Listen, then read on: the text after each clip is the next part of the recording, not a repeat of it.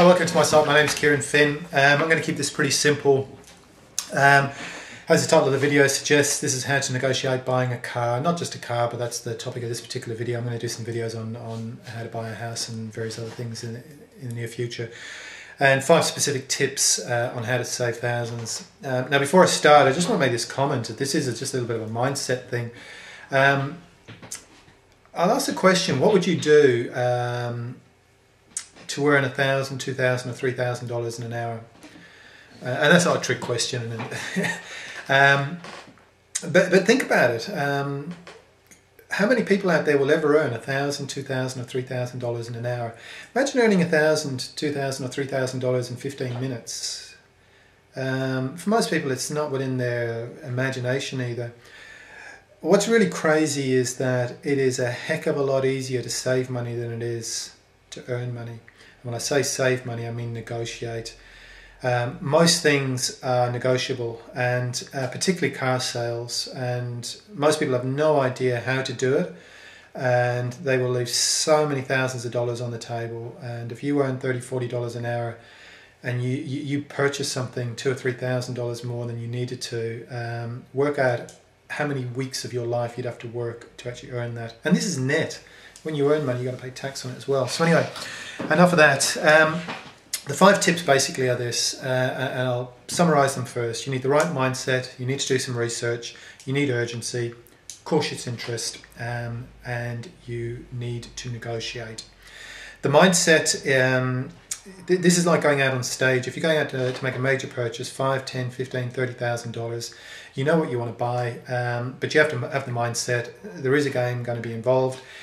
And a lot of people say, look, I don't like to negotiate and I don't like dealing with salespeople. You need to get over it. Do a little bit of research, which is actually part 2.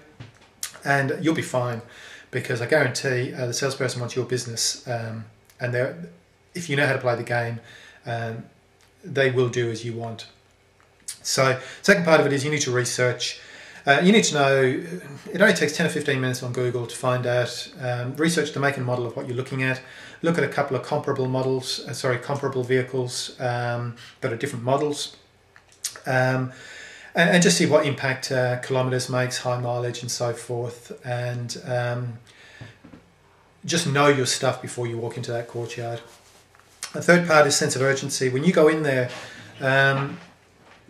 you need to communicate with whoever you're talking to in a friendly way, but that you're going away for a month or a couple of months on either holidays or business over the next couple of days. So you need to let them know that you're a hot prospect.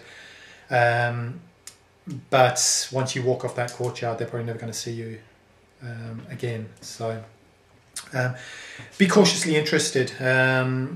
You know, presumably when you walk in what you want to buy. Look interested, look enthused, and the salesperson's going to get emotionally involved in that, because they're going to be in their head, they're starting to work out their commissions on that sale.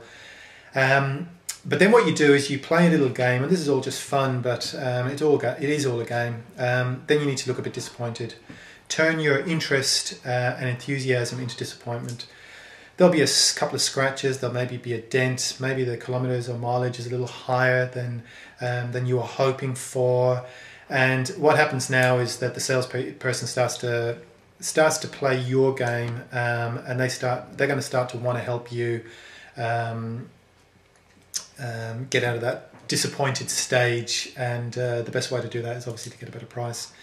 Then you need to ask a simple question, and you need to ask this on every purchase that you make that's over a couple of $100. What's the absolute best price that you would do on this car? And then wait for the answer. Don't interrupt. If they ask you a deflecting question like, oh, well, would you be interested in buying today, or anything like that, just smile and just say, look, I'll ask again, what is the absolute best price you would be willing to do on that? And don't proceed or don't get involved in any more dialogue until that question is answered. Whatever price they give you, you need to think about this, and I want you to say this in your head over and over and over again before you walk into that showroom. You'll have to do better than that. That is a magic line. Whatever price they give you, whatever psychology and whatever way they wrap it up and justify it, just shake your head and say, God, you'll have to do better than that, and see what happens. And it's amazing. Sometimes they'll just go, oh, okay. They're not used to people negotiating with them professionally, and you'd be surprised how quickly they'll knock it down. At that point, then, you need to be prepared to walk away.